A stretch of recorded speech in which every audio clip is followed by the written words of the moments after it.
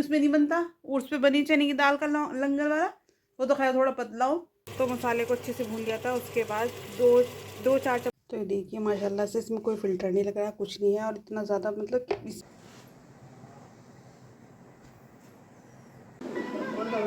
राज़िया की दुनिया चैनल को लाइक करें, सब्सक्राइब करें और बेल आइकन ज़रूर प्रेस करें। पर तो अभी लाइव हो गई थी गाइस। कहाँ पर? वहीं पर हमारा एक खेत है क्या? जी जी जी जी, आप सुनाते रहिए। तो फिर वो एक बच्चा किसी गंदे बच्चे की बात मान गया। वो ऐसे करके ऐसे बैठा हुआ था हमारी फसल पे, किसी और की फसल पे। तो फसल मतलब डंडा गिर गया क्योंकि किसी की बकरियां उसमें घुसे थी, इसलिए डंडा। तुम्हारी फसल बर्बाद कर दी क्या बकरियों ने? नहीं नहीं, किसी और ने। तो फिर ऐसे गिरा दिया उसने। तो फिर मैं आगे लड़ने, मैंने उसके पीछे से ही पकड़ ली थी सर। ओहो, हैं? लड़ाई वीडियो में लड़ाई बच गई थी वहाँ। टी शर्ट पकड़ ली इसने, है? अब फसल बर्बाद कर दी सारी। फसल बर्बाद कर दी। ये सारी फसल बर्बाद कर दी हमारी। हमारी फसल है तू क्या? तो फिर उसका दूसरा दोस्त भी आ गया, तो बस मैं कुमाश को भी फोन करने वाला था। छोटे छोटे अपने दोस्त बुला रहे थे क्या आप? कुम्मैश को बुला रहा, कुम्मैश से छोटे को बुला रहा। नहीं, वो तो बच्चों की लड़ाई थी। बच्चों बच्चों के लड़ाई, बच्चे। क्या हुआ?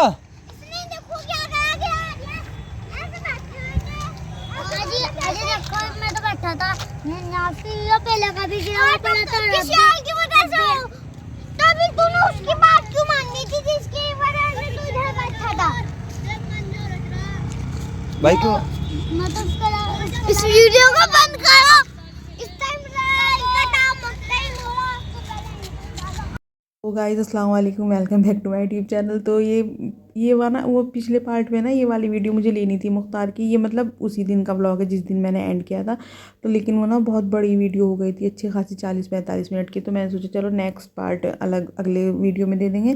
तो ये मुख्तार की लड़ाई इसलिए हुई थी क्योंकि राजू ने सब्ज़ी वगैरह बो रखी ना, तो राजू ने ना लकड़ियों से या किसी चीज़ से बाउंड्री वगैरह कर रखी। तो बच्चों ने इनकी बॉल वगैरह गिर गई होगी वहाँ सब्जियों के पास। तो ये बच्चे बाउंड्री को तोड़ के वहाँ से उठा लाए थे, तो इसलिए मुख्तार की बॉल उठा लाए होंगे अपनी। तो मुख्तार की इस वजह से लड़ाई हो रही थी। और राजू आ गए थे, उन्हें भूख लग रही थी बहुत ज़्यादा। बिरयानी वगैरह तो खा के चले गए थे क्योंकि उन्होंने असर के टाइम ही खाई थी, तो भूख लग रही थी। तो मैंने उनके लिए मीठा अंडा, उनका फेवरेट है, तो मीठा अंडा उनके लिए बना दिया था, 2-4 ब्रेड इसके अंदर डाल के। मैं किस तरह डाउन हो रहा है तो खाना क्यों नहीं पेट भर के खाते ना। ये चल रही है अकबर बादशाह की फिल्म। और ये रखिए मेरे धुले हुए कपड़े, अभी मैं सबको तय करूंगी। जोहत इतनी है नहीं जो तय कर दे बेचारे। हर बार दुश्मन की तलवार चमक कर शाहज़ादे की हिम्मत और अपने खून की दाद देती। आज ब्लॉग का एंड तुम कर दो। तो गाइस अब इस ब्लॉग का एंड यही करते हैं। आपसे फिर होगी इंशाल्लाह नेक्स्ट ब्लॉग में मुलाकात। यो मुंह में गाइस, ये है मेरी फेवरेट यूट्यूबर जिनके मैं वीडियो कोई भी मिस नहीं करती। और कपड़े तय करते करते जब से ये आई ना हमारी LED, जब से मैं इसी पे इनका ब्लॉग देखती हूँ। और मुझे ना इंतज़ार रहता है कि कब इनका ब्लॉग आएगा, कब आएगा। हट जा भाई, मेरे फेवरेट यूट्यूबर।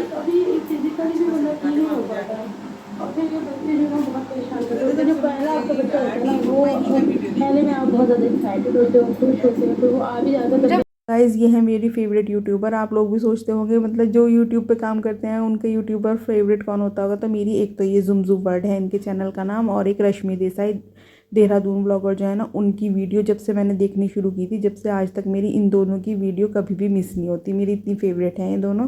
ये देखिए उसमें से निकाल के मैंने भगोने में से इसमें कर ली थी कढ़ाई में ये बिरयानी, क्योंकि हल्की हल्की सी ना उसमें लग गई थी। ये देखो जली तो नहीं थी, मतलब हल्की सी लग गई थी। तो मैंने इसमें कर दी थी। मैंने कहा नहीं तो रात तक गर्म होगे ना दोबारा आ जाती इसमें, तो अब खाएंगे बस हम सब खाना। राजू तो अंडा वगैरह खा के अपना मीठा अंडा बनाया था मैंने उनके लिए, तो खा के कहीं काम से चले गए, और बच्चे वगैरह हम सब खाएंगे अब, इसलिए मैंने गर्म होने के लिए रख दी। और बस बर्तन वगैरह थोड़े से ही पड़े, ये देखो बर्तन वगैरह बस थोड़े से ही हैं, इन्हें वॉश वगैरह करूँगी, बस पढ़ लूँ, नमाज़ पढ़ूँगी। और ये अंडे का है, अंडे के बर्तन लगी रखती हूँ मैं यहाँ पर। The next day. गाइस अस्सलाम वालेकुम। अब हो गया था सुबह का टाइम, रात मुझे ब्लॉग का एंड करना है ध्यान ही नहीं रहा, और फिर बहुत ही छोटा सा ब्लॉग बना था। मैं सोच रही थी कि अगले दिन तक तो कंटिन्यू इसे करना ही पड़ेगा, क्योंकि ये इसी दिन का ब्लॉग है। तो इसके पूरे दिन का जो ब्लॉग था ना, इससे पहले जो मतलब जिसमें मैंने अंडा वगैरह बनाया था, इससे पहले जो वीडियो क्लिप आपने देखी होगी, तो ये ना उसी दिन का ब्लॉग था। इसका ब्लॉग ना एक दिन का मैंने 2 पार्ट में कर दिया था, तो इसलिए छोटा ही ब्लॉग हो रहा था। तो मैं सोचा चलो अगले दिन से भी कंटिन्यू कर देते हैं। तो आज मैं लग गई थी सफाई में। मुख्तार के आज बाल कटने हैं, राजू मुख्तार को बाल कटवाने के लिए लेके चले गए थे, नहीं तो वो बेड पे लेटा ही रहता है, तो फिर मैं सफाई वगैरह बिल्कुल भी कुछ नहीं कर पाती। तो मैंने सोचा चलो आज अच्छे से डीप क्लीनिंग कर देंगे। जोहा भी स्कूल चली गई थी और मुख्तार के बाल भी कटेंगे, मुख्तार भी आज बेड पे सुतरा हुआ था, तो इसलिए मैं कर रही हूँ डीप क्लीनिंग। बहुत अच्छे से सारी सफाई वगैरह करूँगी। और कुछ ये भी हो रहा था कि गर्मी के सर्दी के कपड़े भी अदल बदल करने पड़ रहे थे ना, तो इसलिए भी थोड़ी ये है कि अच्छे से सफाई हो जाएगी। तो मैं बस सभी सफाई वगैरह में लग रही थी। किचन की सफाई वगैरह मैं बाद में करूँगी। और ये जो हमारी मच्छरदानी है ना, मच्छरदानी बोलते हैं हाँ इसको, ये ना कंटिन्यू ही हर वक्त हमारे इस पर सर्दी गर्मी लगी रहती है। हमारे यहाँ इतने ज़्यादा मच्छर हैं, इतने आपको यकीन भी नहीं होना कि सर्दी में भी हम ये मच्छरदानी लगा के लिहाफ ओढ़ के जब सोते हैं ना, अगर हाथ पैर हल्का सा ही बाहर निकल जाए तो मच्छर बुरा हाल कर देते हैं। और पूरा दिन कंटिन्यू हमारे यहाँ जो वो आती है ना, अगरबत्ती टाइप आती है, अब तो मॉर्टीन तो हम चलाते नहीं, लेकिन ऑल आउट वगैरह का तो खैर यहाँ बिल्कुल भी असर नहीं होता। अगर ऑल आउट लगा भी दिए ना तो उसका बिल्कुल असर नहीं होता। यहाँ डार्क से डार्क मतलब जो मच्छरों को बिल्कुल ख़त्म कर दें, इस तरह की एक अगरबत्ती टाइप आती है, वो हमारे यहाँ पूरे दिन जलती रहती है, जब जाके मच्छरों से थोड़ा छुटकारा मिलता है। तो इसलिए मैं चाह के भी मच्छरदानी, मतलब ये अगर बेड को साफ़ करना हो ना, तो बेड साफ़ करने के बाद से फिर मुझे दोबारा से मच्छरदानी लगानी पड़ती है, नहीं तो रात को फिर हम इसके ये भूल जाएँ कि किस साइड से लगी हुई थी ये, क्योंकि इसके 4 कोने होते हैं ना, तो हर बार हम ये भूल जाएँ कि ये किस साइड का था, ये किस साइड का। तो हम इसको अब उतारते ही नहीं, और फिर राजू गुस्सा भी करते हैं कि तुम बार बार इसे उतार दो। 1-2 बार कभी कोई मेहमान आया ना तो मैंने उतार भी थी, तो फिर रात को बड़ी मुश्किल से लगती है, तो इसलिए अब ये हमेशा लगी रहती है। बल्कि मुझे बहुत अजीब सी भी लगती है, लेकिन क्या करें, मजबूरी है। मच्छरों का आप मैं बता नहीं सकती कितने ज़्यादा। और दूसरी बात यह है कि मुख्तार को ना पूरे बेड पे इधर से उधर घूमने की आदत है, तो इससे थोड़ी सी ना सेफ्टी सी भी हो जाएगी। अगर अंदर बेड के गद्दे के नीचे हम इसे ज़्यादा कर दें, अगर मुख्तार गिरेगा भी ना तो इसमें थोड़ा सा सेफ्टी रहती है, थोड़ा उलझ सा जाएगा। वो इतना हमें पता चल जाता है कि मुख्तार गिर चुका, फिर हम उसको ऊपर दोबारा से बेड पे ले लेते हैं। तो बस यही चल रहा था। अभी तक राजू आए नहीं, मुख्तार के बाल कटवाने गए भी, पता नहीं वहाँ क्या हल्ला मचा रखा होगा। तो मैंने सोचा चलो मैं इतनी सफाई भी कर लूँ और थोड़ा सा व्लॉग भी बन जाएगा। देखिए गाइस, वैसे तो आपको ऐसा लगता होगा कि मतलब सफाई होने के बाद भी, क्योंकि हमारा घर ना 500 साल पुराना, पापा बताते हैं इतना पुराना घर है, बस जैसा कैसा भी है मतलब सफाई तो खैर करनी पड़ती है। तो ये हो गई थी मेरे कमरे की सफाई। उम्मीद है आपको कुछ साफ़ सुथरा थोड़ा बहुत लग रहा होगा। देखो क्योंकि ऊपर भी कड़ी हैं, ऊपर से तो खैर मतलब पक्का है, कड़ियों के ऊपर जो मतलब ऊपर मैंने आपको दिखाया भी था एक ब्लॉग में, तो फर्श वगैरह हुआ है, लेकिन मतलब है तो पूरा कच्चा ही, तो इनमें से ना अलग ही नमी सी, कुछ अजीब सा मतलब धूल सी निकलती रहती है। सफाई वगैरह करने के बाद मैं आ गई थी किचन में। आज मुझे बनाना है आलू गोश्त का शोरबा। मेरा बहुत ज़्यादा दिन कर रहा था, कुछ दिन से ना मुख्तार ना बस वही भुना हुआ कौरमा चिकन वगैरह यही सब चल रहा था। और सर्दियों के टाइम पे ना ये आलू गोश्त का शोरबा चने की दाल वाला मैं बना रही हूँ, ये बहुत ज़्यादा लजीज लगता है। इसके अंदर ना थोड़ी सी, बस जैसे आप आलू गोश्त का शोरबा बना रहे हैं सेम इसी तरह, और बस थोड़ी सी चने की दाल ही इसमें एक्स्ट्रा जाएगी। मैं ना थोड़ी सी चने की दाल भी जाएगी। मैं चने की दाल वाला ही बनाती हूँ, आपके साथ शेयर करूँगी इसकी रेसिपी। ये वाला अच्छा लगता है। मैं गोश्त भी मैंने वॉश करके धो के वॉश करके रख लिया। आलू टमाटर अदरक के लच्छे इसके अंदर डलेंगे। फ़िलहाल तो प्याज फ्राई हो गए। टमाटर है ना, ये मैंने कट कर लिया था, लहसुन अदरक पिसा हुआ नहीं था, तो मैंने लहसुन अदरक भी पीस लिया। तो ये टमाटर भी मैं इसी के अंदर डाल लूँगी। और प्याज हो रहे हैं हमारे फ्राई।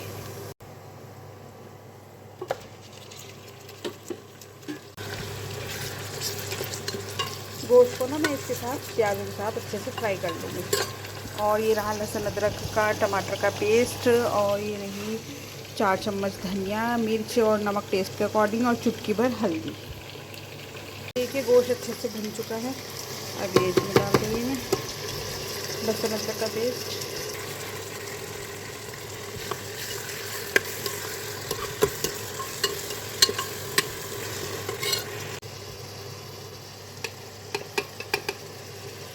तो मसाले को अच्छे से भून लिया था। उसके बाद दो चार चम्मच के करीब ये चने की दाल है, थोड़ी सी बस, क्योंकि तो इसे तो घुल जाना है बिल्कुल, बस इससे टेस्ट अच्छा आ जाएगा इसलिए डलती है बस ये।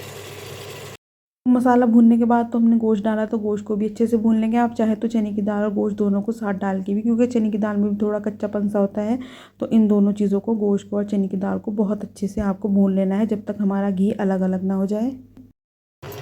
गोश्त गलने के मुताबिक जितने में हमारा गोश्त गलेगा इतने हिसाब से हम इसके अंदर पानी डाल के और 2-4 सीटियाँ मैं इसमें लगा दूँगी। इतने में आलू वगैरह छील लूँ और बर्तन वगैरह वॉश कर लूँ, आटा भी गूँधेगा।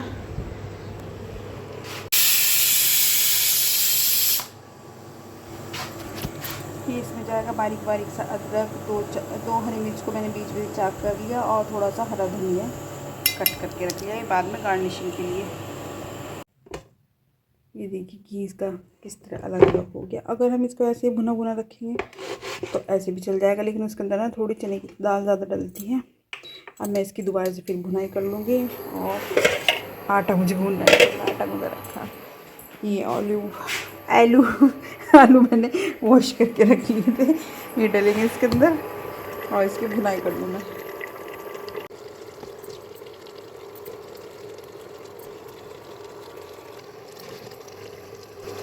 बस अब आप इसके अंदर जितना भी शोरबा करना चाहें। बहुत से लोग तो थोड़ा पतला करते हैं, मैं थोड़ा गाढ़ा ही रखूँगी, क्योंकि बच्चे वगैरह थोड़ा गाढ़ा ही सही खाते हैं और फिर ज़्यादा क्वांटिटी में हो जाएगा तो फिर बड़ा ही रहेगा, तो इसलिए मैं कम ही इसके अंदर शोरबा करूँगी। बस अब इसके अंदर भुनाई करती होंगी मैं। भुनाई करने के बाद शोरबा कर देंगे और छोलवा करने के बाद मैं डाल देती हूँ रोटी, क्योंकि ज़ोहा आ गई है स्कूल से। देखिए मैंने 1 गिलास से भी कम इसके अंदर पानी डाल दिया, बस थोड़ा सा ही। अब मैं इसमें 1 सीटी लगा लूँगी। ये देखिएगा गाइस, माशाल्लाह से कितना ज़बरदस्त इस पर रोगन आ चुका, और ये भुना भुना सा इसका नीचे मसाला भी हो गया और ये रेडी हो गया। और मैं बना रही हूँ रोटी। ये रोटी आटा देखो कितना हो जाएगा इसके ऊपर। बस ये हो गया रेडी। और अब इसके अंदर ये अदरक, बारीक कटा कटा अदरक है, हरी मिर्च है, आप ज़्यादा भी डाल सकते हैं ना, बच्चों की वैसे कमी डाली क्योंकि बीच में से चाक करके डलेगी ना। और ये हरा धनिया। तो ये देखिए माशाल्लाह से इसमें कोई फ़िल्टर नहीं लग रहा, कुछ नहीं है। और इतना ज़्यादा मतलब इसमें कैमरे में भी वो नहीं आ रहा है, इतना ज़्यादा रोगन इसके ऊपर आ रहा है, ये देखो। और इतना टेस्टी है, लगेगा खाने में, बहुत टेस्टी लगता है। तो गाइज़ ये है मेरा खाना, और मैंने बहुत ही इसके ऊपर से घी उतार के थोड़ा सा अपने लिए उतारा। और देखो वैसे माशाल्लाह कितना ज़्यादा इसके ऊपर घी हो रहा, मतलब सरसों के तेल में बनाया, ऑयल हो रहा। और ये ज़ोहा कर रही है अपनी कल की बासी बिरयानी ज़रा इसे बासी खाने का शौक़ है। इतना टेस्टी मैंने कौरमा बनाया, मतलब शोरबा बनाया, कौरमा ही है समझो, बस बिल्कुल कौरमे की रेसिपी की तरह बनाया मैंने, लेकिन ये खाते ही नहीं। मैं इतनी मैंने रोटी भी बना दी। तो चलिए मैं खा लेती हूँ खाना, इंशाल्लाह थोड़ी देर में होगी आपसे मुलाकात। नमाज़ पढ़ूँगी, नहाऊँगी, पहले खाना खा लूँ सुबह का। मैंने 1 बॉयल एग ले रखा बस।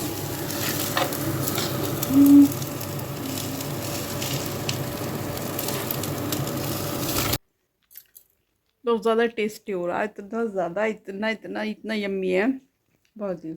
जैसे लंगर में नहीं, उसमें नहीं बनता, उर्स पे बनी चने की दाल का लंगर वाला, वो तो खैर थोड़ा पतला हो, बिल्कुल ऐसे ही टेस्ट हो रहा है और बहुत ही जायकेदार लग रहा है।